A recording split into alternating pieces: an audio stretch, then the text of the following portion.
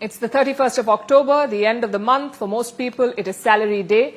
But if you work for the US government, there's a good chance you're not getting paid. The world's biggest economy has run out of money. It cannot even pay its own staff because the US government has shut down.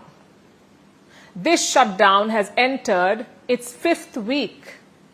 That means no salary for more than 1 million US military personnel, thousands of air traffic controllers, and even some lawmakers. They may not get their paychecks.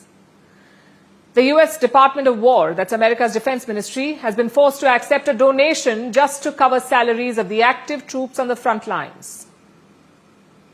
We're talking about a $30 trillion economy that is struggling to pay its bills. Here's how America got here.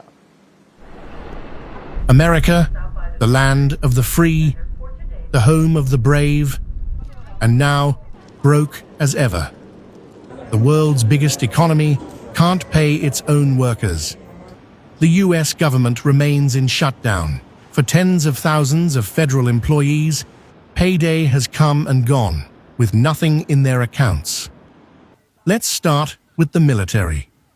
The Trump administration says it will pay troops today, using what it calls a mix of funds, a patchwork of leftover Defense Department money and emergency legislative reserves.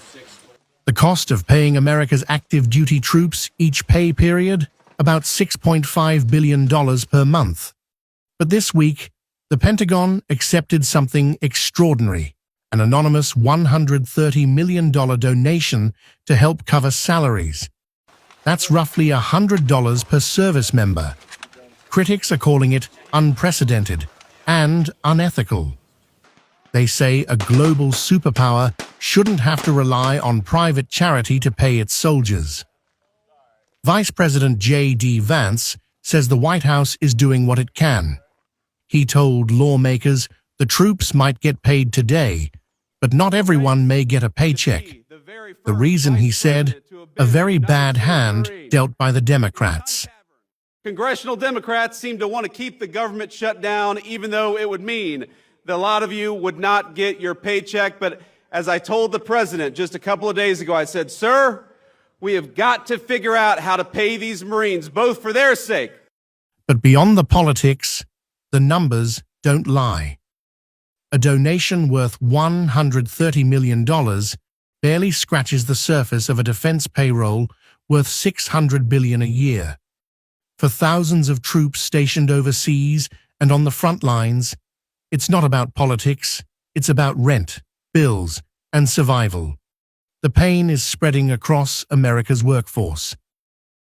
Air traffic controllers, the people who keep the skies safe, have now missed their first full paycheck. Nearly 11,000 controllers received payslips this week, with a balance of zero.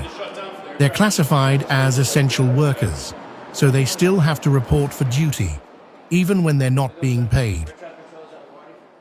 Transportation Secretary Sean Duffy says another missed paycheck could be financially catastrophic, and many aren't waiting to find out.